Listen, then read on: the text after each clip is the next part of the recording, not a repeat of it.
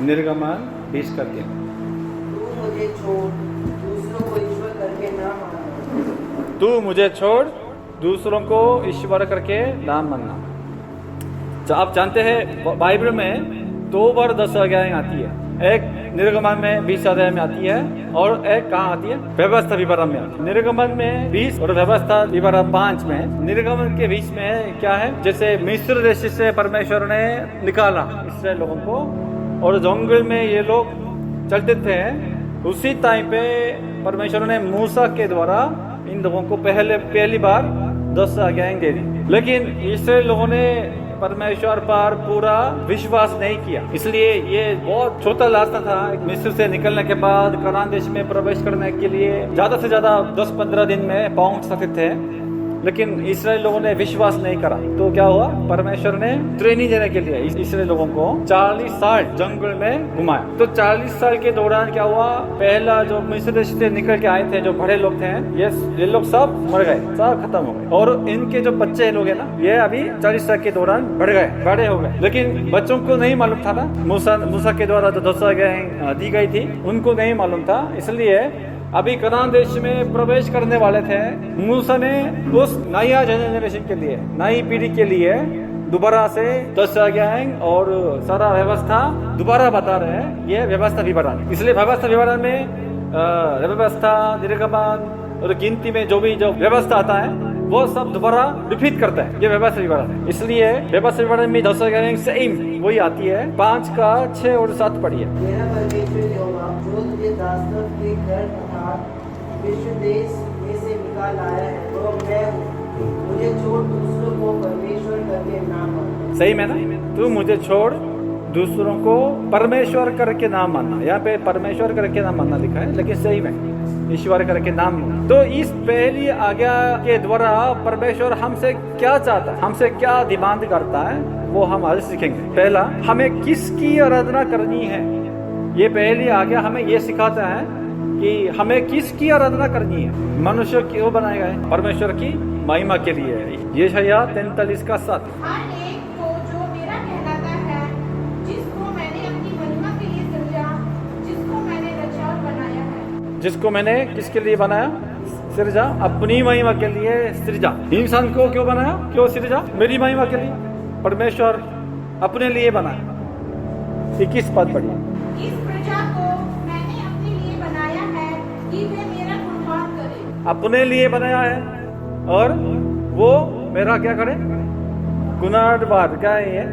स्तुति करने के लिए मैंने बनाया। जो भी सामान है ना, चीज है ना, किसके द्वारा जो बनाए गए, ये अपने जीने का उद्देश्य के अनुसार जब जिएगा तब क्या आएगा? खुश आएगा। हर एक चीज को आप देखिए, जितना वस्तुएं दुनिया में है देखिए, सब वहां होने का कारण है, उद्देश्य है, लक्ष्य है। लेकिन उसको नहीं मालूम, माइक को नहीं मालूम, इसको नहीं मालूम मैं क्यों मौजूद हूँ, मुझे क्यों जीना है, इसको मालूम नहीं है। किसको पता है? जिसने बनाया उसको पता। और इंसान को क्यों जीना है हमें मालूम नहीं। इंसान के अंदर में आंसर नहीं है। किसको पता है? परमेश्वर जिसने हमें सृजा, उसको मालूम है हमें क्यों जीना है। हम क्यों जीते हैं? परमेश्वर की महिमा के लिए, परमेश्वर की स्तुति करने के लिए, परमेश्वर की आराधना करने के लिए। इसलिए परमेश्वर ने बनाया। अगर जो लोग परमेश्वर की महिमा नहीं करते हैं, परमेश्वर की प्रशंसा, तारीफ, स्तुति नहीं करते हैं, इनके जीवन में कभी सच्चा खुश, सच्चा आनंद नहीं आए। सब बनाए गए जो वस्तु है, बनाए गए जो भी चीजें हैं, बनाए गए जो भी प्राणी है, अपने होने का कारण सिर्फ परमेश्वर के पास है। और उस उद्देश्य के अनुसार हम जब जिएंगे तब हमें मिलेगा शांति, विश्राम, खुश, आनंद। और जबकि हमने इंसान ने बनाया ये किताब, ये भी और ये भी कोंगो भी, टेबल भी, सब इंसान ने बनाया।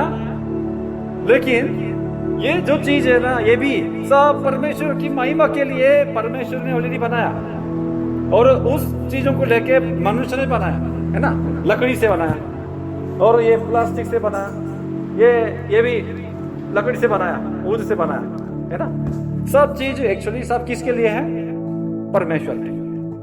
तो इसलिए जो भी चीज, माइक भी, बुलपी भी, और ये खंजरी भी, किताब भी, ये बॉक्स भी जब परमेश्वर की महिमा के लिए यूज किया जाएगा तब ये भी अभी बहुत खुश है। विश्वास करते हो?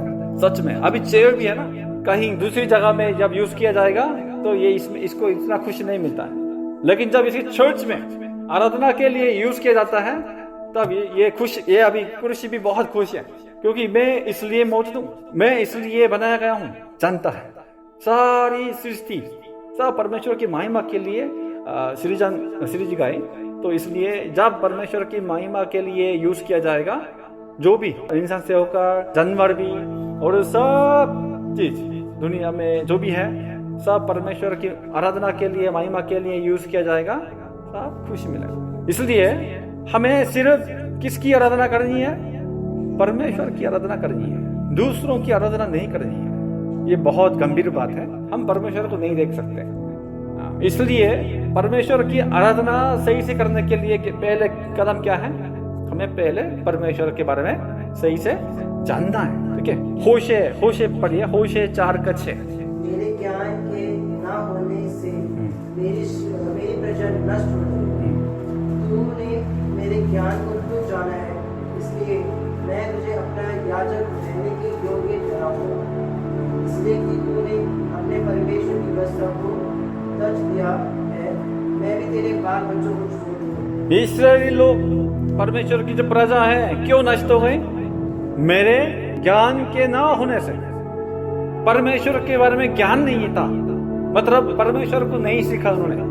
उन लोगों ने परमेश्वर के बारे में सीखना तुच्छ जानना, इसलिए नष्ट हो गए। परमेश्वर को सही से नहीं जान गए, इसलिए नष्ट हो गए। और उसका 6:3 भी पढ़िए।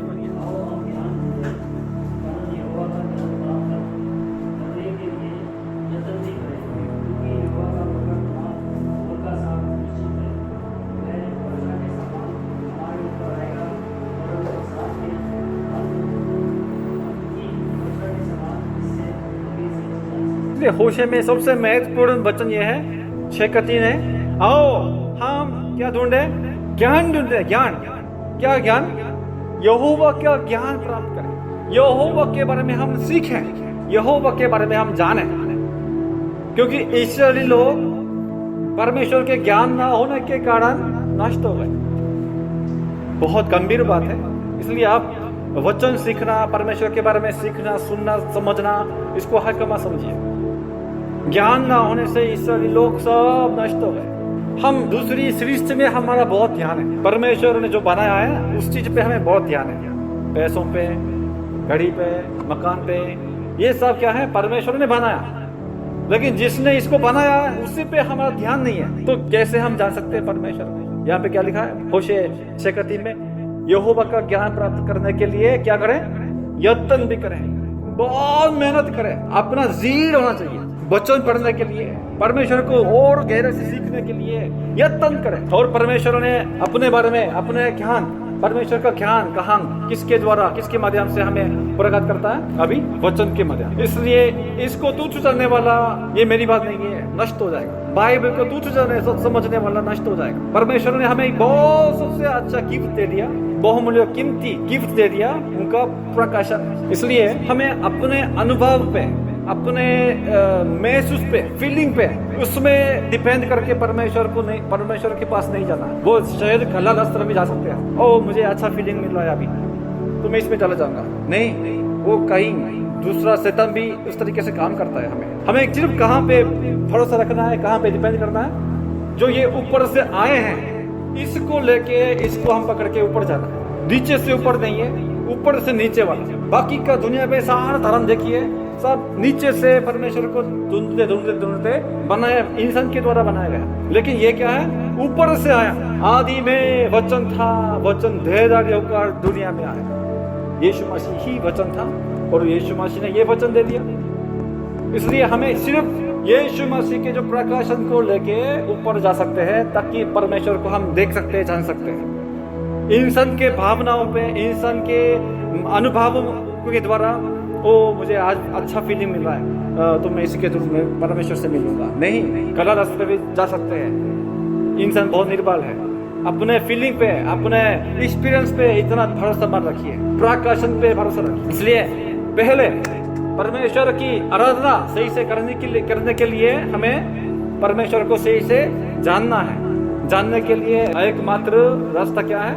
परमेश्वर का वचन। कितनी बार आप पढ़ रहे हैं? पति से लेके प्रकाशित वाक्यता कितनी बार पढ़ा? हमें अपने आप से पूछना है। अगर हम मस्जिद में जाएंगे, मंदिर में जाएंगे, उन्होंने अपने जो पवित्र किताब है कितनी बार पढ़ लिया, लेकिन हम लोग हैं इतना बहुमूल्य गिफ्ट हम सबको दे दिया है हमारे पिता ने, लेकिन हम इसको तुच्छ जानते, पढ़ते नहीं, याद भी नहीं करते। तो कैसे हम सही से परमेश्वर को जानेंगे? और अगर हम परमेश्वर को सही से नहीं जानेंगे तो कैसे परमेश्वर की आराधना करेंगे? तो हम इसमें खतरा में जा सकते हैं कि अपने लिए बना हुआ ईश्वरों को हम परमेश्वर को समझ के हम आराधना कर सकते हैं। इतना चेंज से हमारे मनुष्य के अंदर में पाप है, अपने लिए कुछ मूर्ति बनाते हैं। हम हमेशा मूर्ति बना के उसको हम आराधना करते हैं। बहुत गंभीर बात है ये, आप दोबारा सीरियसली समझिए। परमेश्वर को सही से जानना है, क्योंकि इस्राएली लोग यहोवा के ज्ञान ना होने से नष्ट हो गए। इसलिए आओ हम यहोवा को जाने, यहोवा का ज्ञान प्राप्त करने के लिए यत्न करें, मेहनत करें, ताकि हम सही से परमेश्वर को जान लें और परमेश्वर, सही परमेश्वर, सच्चा परमेश्वर की आराधना करें। ये पहली आज्ञा हमें सिखाती है। दूसरा, तो परमेश्वर के अलावा अन्य ईश्वर कौन है? यहाँ पे लिखा था क्या है? तो दूसरों को ईश्वर करके ना मान, मुझको छोड़ के कोई दूसरों को ईश्वर करके ना मान। न्यायों 3 का 7।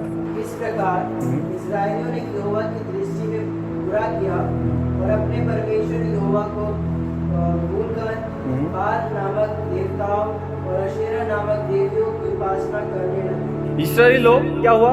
यहोवा को भूलकर किसके सेवा करने लगे? बाल।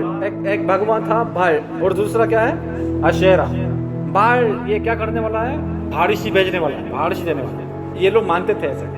बाल नामक एक भगवान है, वो हमें भाड़ीसी देगा। और आशेरा कौन है? ये आशेरा बाल की मामी है। बाल की मामी क्या देता है? क्या देती है? ये युद्ध का ईश्वर है, मतलब युद्ध में विक्टोरी देगा, विजय देगा, ऐसे मानते थे। और बाल की पत्नी है, क्या है? अस्तारोत करके है, अस्तारोत। ये अगर अस्तारोत को हम अच्छे से सेवा करेंगे, आराधना करेंगे, तो क्या हो जाएगा?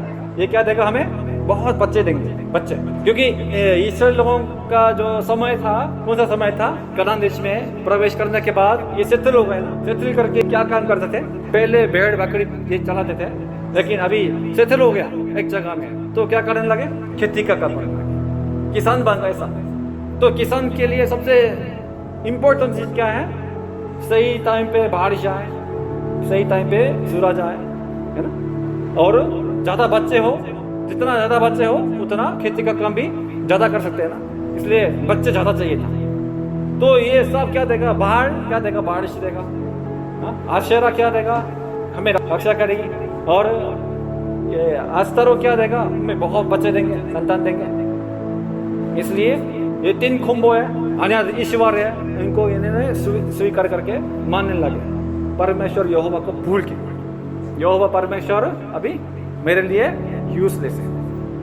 किसान का काम के लिए बाहर अच्छा है और अशेरा अच्छा है और अस्तारोत अच्छा है। ये इस्राएल लोगों का फेलियर है। और दूसरा राजाओं 21 का 3 भी पढ़िए। उसने उन ऊंचे स्थानों को जिनको उसके पिता हिजकिय्याह ने नष्ट किया था फिर बनाया, और इस्राएल के राजा अहाब के समान बाल के लिए वेदियां और एक अशेरा बनवाई, और आकाश के सारे गणों को दंडवत और उसकी उपासना करता रहा। अशेरा दोबारा बनाने लगे। और क्या किस तक? आकाश के सारे गुणों को, मतलब आकाश के सारे गुणों क्या है? सूरज, चांद, सितारे, ये भी सब ईश्वर करके मानने लगे। देखिए इंसान, इस्राएल लोगों के अंदर में कितना अन्य ईश्वर था, अन्य दूसरा भगवान था, बहुत है। और यिर्मयाह 2 का 27-28। वे काट से कहते हैं तू मेरा बाप है, और पत्थर से कहते हैं तूने मुझे जन्म दिया है। इस प्रकार तूने मेरी और तू नहीं की हुई है, परंतु बच्चे के समय वे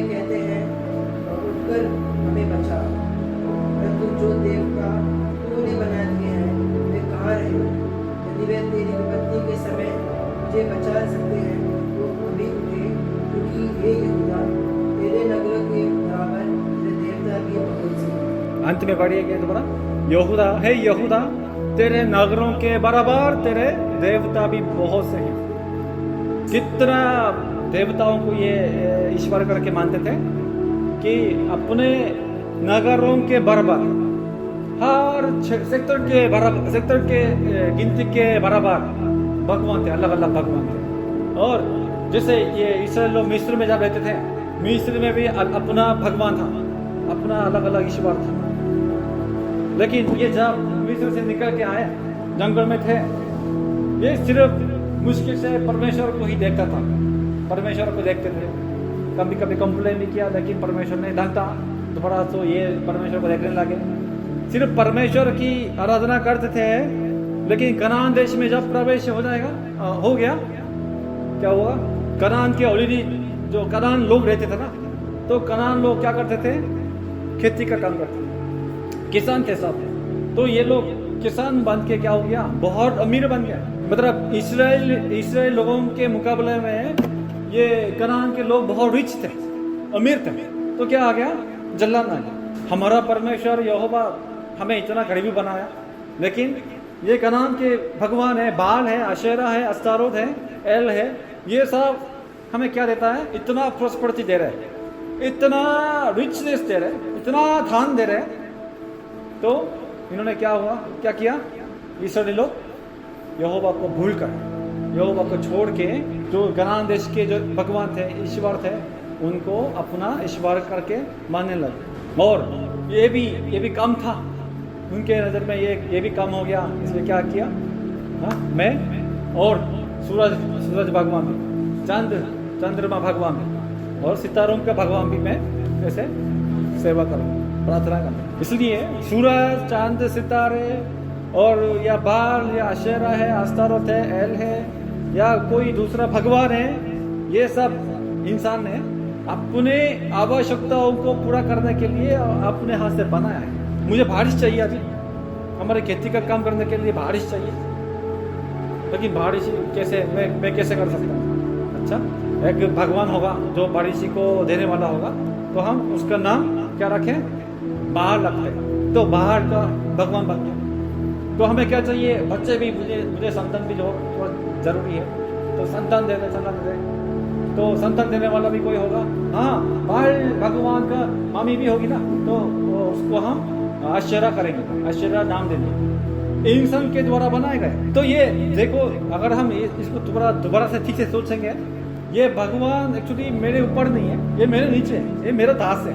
मुझे क्या चाहिए, बारिश चाहिए, इसलिए मुझे बारिश को देने वाला भगवान चाहिए। और दूसरा क्या है, मुझे बच्चे चाहिए, तो बच्चे देने वाला भगवान चाहिए, ये मेरा दास है। मैं इतना आपके लिए पूजा करूँगा, मेरा सेक्रीफाइस दे दूंगा, तो मुझे क्या दे दो, बच्चे दे दो, मुझे क्या दे दो, पैसे दे दो, मुझे क्या दे दो, बारिश दे दो। अभी ये तो इस्राएली लोगों के समय में था, अभी फिलहाल हमारे एज में बाल, अस्तेरोत, आशेरा तो नहीं है, लेकिन हमारे युग में अभी क्या ईश्वर है, सबसे मजबूत भगवान है हमारे पूरे वर्ल्ड में। कौन है ये, पैसे भगवान, ये सब कुछ दे दे। अगर पैसे मुझे मिल सकता है तो मैं पूरा जीवन डेडिकेट कर सकता हूँ, पैसे मिलेगा तो मैं पूरा मेरा टाइम भी सेक्रीफाइस कर सकता हूँ। हम सब अभी बहुत लोग हैं ना, बहुत से ज़्यादा लोग क्या बन गए, पैसों का दास बन गए, पैसों को अपना ईश्वर करके मानते हैं सब। सिर्फ पैसे नहीं है, लेकिन देखिए कोई तो पैसे से भी आज़ाद है, लेकिन मैं आज़ाद, पैसे में कोई मेरा मतलब नहीं। लेकिन कुछ लोगों के लिए अपना परिवार भी भगवान बन जाता है। जैसे मेरे बच्चे मेरा भगवान है, बच्चे अच्छा बनाने के लिए मैं पूरा जीवन में मैं डेडिकेट कर सकता। तो ये बच्चा मेरा भगवान, मेरा ईश्वर है। परमेश्वर की नज़र में ये भी मुझे छोड़कर दूसरों को ईश्वर करके अभी मानता है। परमेश्वर की नज़र में ऐसा दिखता है, अपना बच्चा भी भगवान बन सकता है। और बाकी मेरा माई पापा भी अगर हम करेंगे, ठीक है, ये जैसा में भी है, लेकिन परमेश्वर से भी बढ़कर माई पापा से प्रेम करके परमेश्वर की बात को भी छोड़ के माई पापा की बात मानते हैं, ये भी माई पापा उनके लिए ईश्वर है, ये भी मना कर रहे हैं अभी परमेश्वर। तो इसको हम दोबारा आइडेंटिफाई करेंगे, इसको क्लैरिफाई करेंगे। ईश्वर क्या है? आज का बच्चों के लिए बहुत पावरफुल ईश्वर तो आ गया। कौन है ये? सबसे ज्यादा प्रेम। अगर ये गायब हो जाएगा, मैं एक घंटा भी मैं इसके बिना नहीं रह सकता, इतना प्रेम। और कुछ लोगों के लिए अपना जो नौकरी है ना, जॉब, ये इसका अपना ईश्वर बन गया। जॉब में बहुत क्रेजी है ये। मेरा जॉब कभी भी जॉब से मिलता है तो इसको छोड़ के मैं जॉब पे जाता, परमेश्वर को भी छोड़ के भी जॉब पे जा सकता है। ये जॉब मेरा ईश्वर बन गया। परमेश्वर मेरे जीवन के केंद्र में होना चाहिए, परमेश्वर मेरे जीवन में केंद्र, सेंटर में परमेश्वर होना चाहिए। लेकिन बहुत लोगों के केंद्र में क्या है? अपना काम, जॉब, ये मेरा ईश्वर है। और नास्तिक है, नास्तिक जो किसी भगवान को नहीं मानते, उनके लिए क्या ईश्वर है? साइंस उसका ईश्वर है, ज्ञान उसका ईश्वर है। ये अपने साइंस से नहीं समझ सकता, ये इसको मानते नहीं। सब साइंस की बात मानते हैं, ये साइंस अपना ईश्वर मानते हैं। इसलिए मुझको छोड़ कोई दूसरों को ईश्वर करके ना मानना।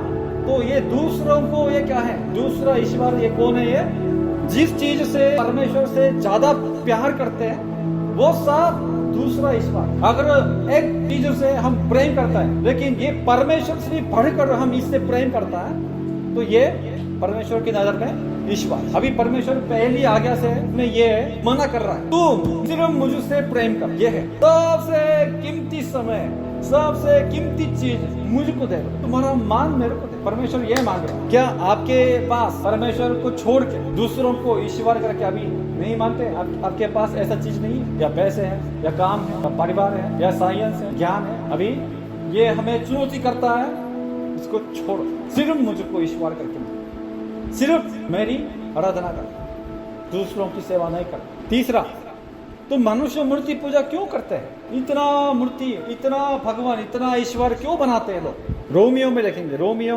1:25। क्योंकि उन्होंने परमेश्वर की सच्चाई को बदलकर झूठ बना डाला और सृष्टि की उपासना और सेवा की, ना कि उस सृजनहार की जो सदा धन्य है। आमीन। देखिए लोग क्या ना, सृजनहार की नहीं तो किसकी? सृष्टि की उपासना करते हैं। सृष्टि तो सृजनहार ने बनाया, उसकी उपासना करते हैं, उसकी आराधना करते हैं, जो सृजनहार की नहीं करते। इंडिया में कितना भगवान है? 33 करोड़। जापान में कितनी? 5 करोड़। अफ्रीका में बहुत, पूरे एशिया में भी बहुत अलग अलग भगवान है, ईश्वर है। ऐसा क्यों है? क्योंकि मनुष्य, इंसान जो है परमेश्वर के स्वरूप के अनुसार, उसके समानता में हमें बनाया गया। और परमेश्वर की आत्मा से भरा हुआ प्राणी था हम इंसान, और परमेश्वर पर पूरा निर्भर करके निर्भर होके रहते थे। उत्पत्ति 2 अध्याय, लेकिन उत्पत्ति 3 अध्याय में क्या आ गया? पर आदम के जीवन में पाप आ गया।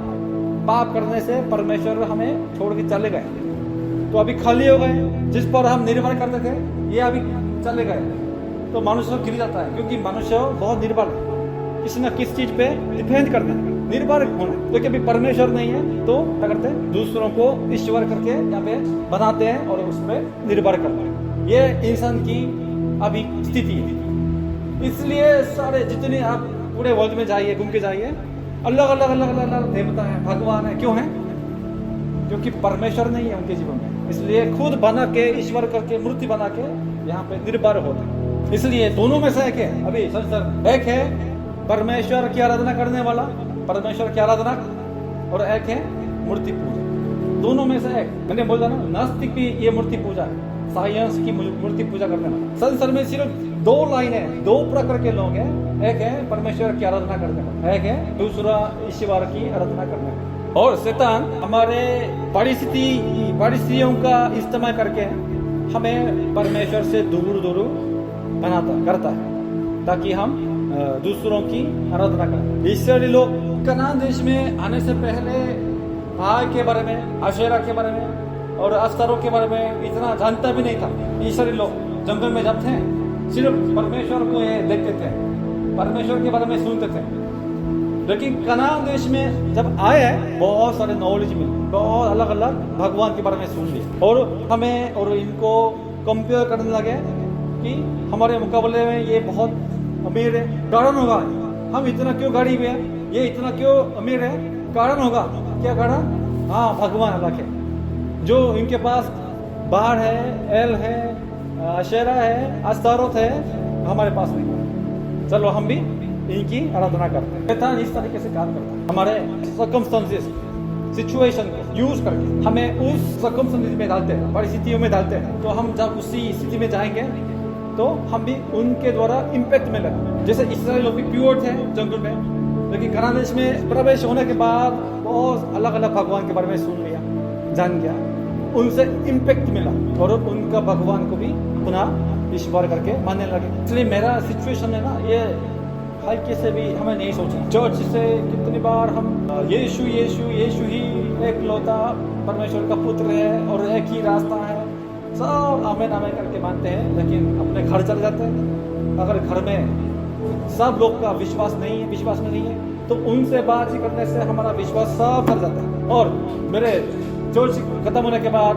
दोस्तों से मिलता हूँ, ये दोस्त भी सब नॉन क्रिश्चियन है, उनसे हम मिलके बातचीत करते, संगति करते करते हमारा विश्वास सब चला जाता है। परमेश्वर को छोड़ के बाहर को हम एक्सेप्ट करते हैं, परमेश्वर को छोड़ के आस्था को, आशेरा को हम एक्सेप्ट करते हैं। इसलिए आपको हमें जागते रहना है।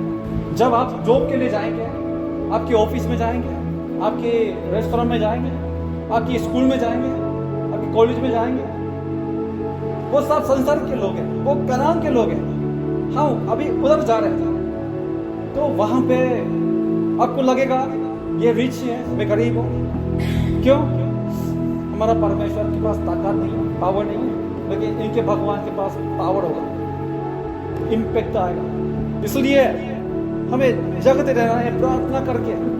जैसे हमने सीखा है, हम संसार में हैं, होना है, हमें ऑफिस में जाना है, कॉलेज में जाना है, स्कूल में होना है, बैठना है, पढ़ना है।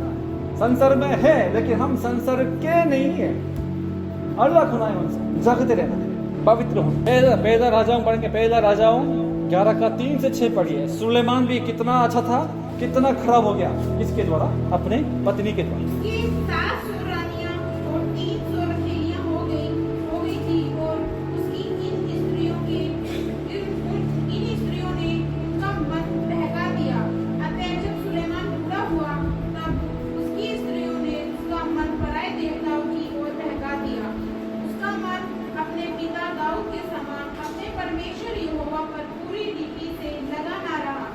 सुलेमान तो सीदानियों की अश्तोरेत नामक देवी और अम्मोनियों के मिल्कोम नामक घृणित देवताओं के पीछे चला। इस प्रकार सुलेमान ने वह किया जो यहोवा की दृष्टि में बुरा है और यहोवा के पीछे अपने पिता दाऊद के समान पूरी रीति से ना चला। देखिए, सुलेमान ज्ञानी था ये और परमेश्वर का व्यक्ति था। शुरू में बहुत अच्छा स्टार्ट किया सुलेमान, लेकिन जीवन में किससे शादी? ये देखो, 700 रानियां और 300 रखेलियां, इतना पत्नियां हो गई, 1000 पत्नियां हो गई, और उनके द्वारा क्या मिला? अन्य देवता मिला। और सुलेमान ने खुद अभी आस्तेरोत को मानने लगे और मूर्ति बना। क्या शिक्षा मिलती है हमें? पत्नी से सावधान रहना, ये शिक्षा मिलती है? नहीं, पति भी हो सकता है, पति भी पत्नी भी हो सकता है, परिवार भी हो सकता है। अगर हम नहीं जगते रहेंगे, मेरे नजदीक वालों के द्वारा हम स्लोली इम्पैक्ट हो जाए। सुलेमान परमेश्वर का व्यय मानने वाला था, पत्नी के द्वारा मूर्ति पूजा करने वाला बन गया। क्योंकि शैतान अभी हमेशा तैयार है हमें वहां से निकाल के दूसरों को ईश्वर करके मानने वाला बनाने के लिए, हमेशा भी रेडी है। मेरे प्रियो भाइयों बहनों, यशायाह 42 का 8 देखिए। मैं यहोवा हूँ, मेरा नाम यही है, अपनी महिमा मैं दूसरों को न दूंगा। ठीक है, अपनी महिमा मैं दूसरों को कभी नहीं दूंगा। और जो स्तुति मेरे योग्य है वह खुदी हुई मूर्तों को न दूंगा। और जो मेरे लिए स्तुति है, मेरी स्तुति है, मैं मूर्ति को नहीं दूंगा। परमेश्वर को देखो, मेरी महिमा दूसरा अगर ईश्वर के पास जाएगा, परमेश्वर को क्या आता है? जलाना। मेरी महिमा दूसरों को मैं नहीं दूंगा, मेरी स्तुति, मेरी प्रशंसा, मेरी तारीफ मैं दूसरों को नहीं दूंगा। मेरी है वो। परमेश्वर महिमा के लिए लालच है, क्योंकि परमेश्वर महिमा किसकी है? सिर्फ परमेश्वर की। यहोशू ने भी इस्राएली लोगों को घोषणा किया तू दूसरों को ईश्वर करके ना मानना है, सिर्फ परमेश्वर को पालन करना है। यहोशू 24 का 15 पढ़िए। और यदि यहोवा की सेवा करनी तुम्हें बुरी लगे तो आज तुम चुन लो कि तुम किसकी सेवा करोगे, चाहे उन देवताओं की जिनकी सेवा तुम्हारे पूर्व का महानद के उस पार करते थे, चाहे अमोरियों के देवताओं की जो सेवा करो जिनके देश में तुम रहते हो, परंतु मैं तो अपने घराने समेत यहोवा ही की सेवा नित्य करूँगा। हमारे पास भी यहोशू के बराबर विश्वास होना चाहिए। यहोशू ने अंत में क्या बताया? अगर तुम लोग उस दूसरा भगवान के पीछे चलोगे, चलो कोई नहीं, लेकिन मैं और मेरा घराना सिर्फ यहोवा ही की सेवा नित्य करो। आपके पास इतना विश्वास होना चाहिए सच में। अगर मान लीजिए एक दिन अभी बाकी लोग सब खड़े होकर चले गए, ओ मुझे लगता है परमेश्वर नहीं है, सब चले गए, मुझे लगता है ये जो दूसरा भगवान को हम मानेंगे तो ये और हमें हम ब्लेस देगा, हम उस तरफ चले जाएंगे, सब चले जाएंगे, लेकिन मैं और अपना परिवार परमेश्वर की सेवा करते रहूंगा। आपके पास इतना विश्वास है? परमेश्वर हमसे ये मांगता। और पहला राजाओं 18 का 21। और एलिय्याह सब लोगों के पास आकर कहने लगा, तुम कब तक दो विचारों में लटके रहोगे? यदि यहोवा परमेश्वर हो तो उसके पीछे बोलो, और यदि बाल हो तो उसके पीछे बोलो। लोगों ने उसके उत्तर में एक ही बात ना कही। एक भी बात ना कही। ज्यादा से ज्यादा लोग साहब किसकी आराधना कर रहे थे? किसकी पूजा करते थे? बाल की, दूसरा ईश्वर की मानते थे, आराधना करते थे। सिर्फ एक जन था जिसके पास विश्वास था, कौन है? एलिया, भविष्यद्वक्ता एलिया। तो उसने अब इस्राएल लोगों के सामने खड़े होकर ऐसा चुनौती दिया। क्या चुनौती दिया? तुम कब तक दो विचारों में लटके रहोगे? कब तक एक पैर इधर रहोगे ऐसे? अभी डिसाइड करो, अभी चुन लो। अगर बाहर से ये तो बाहर की तरफ चले जाओ, अगर परमेश्वर यहोवा से ये तो परमेश्वर यहोवा की तरफ आ जाओ। डिसाइड करो, एक पैर इधर। कब तक? एलिया ने अभी बताया, लेकिन ये अभी परमेश्वर एलिया के द्वारा हमें भी बता रहा है, तुम कब तक दो विचारों के बीच में लटके रहोगे? चुन लो, परमेश्वर यहोवा है या बाल है। आज ये पहली आज्ञा, तू मुझे छोड़ कोई दूसरों को ईश्वर करके ना मानना। ये आज्ञा हमसे भी ये जवाब सुनना चाहता है, ये हमसे ये उत्तर अभी सुनना चाहता है। परमेश्वर है या बाल है, या परमेश्वर है या दूसरा है? चुन लो। अगर मेरे लोग होना चाहते हो तो मुझे छोड़ कोई दूसरा ईश्वर करके नाम मानना, सब फेंक दो, सिर्फ मुझे चुन। कोई दूसरा ईश्वर है ही नहीं। जैसे हमने गीत गाया था, तुझको छोड़ कोई प्रभु है ही नहीं। परमेश्वर हमसे और आपसे प्रेम करते हैं, इसलिए पहला यूहन्ना ने अपनी लिखने में ऐसा दोबारा आज्ञा रिपीट करता है। अब पढ़िए पहला यूहन्ना का लास्ट जो पाठ पढ़िए, 5 का 21। हे बालकों, अपने आप को मूर्तों से बचाए रखो। हे बालकों, अपने आप को मूर्तों से बचाए रखो। तू मुझे छोड़ दूसरों को ईश्वर करके नाम मानना। हमारा जवाब, आपका जवाब क्या है? आमीन। आप परमेश्वर से आनंदित हो जाए, खुश मिले और परमेश्वर ही की सेवा करते रहे। आइए हम प्रार्थना करें।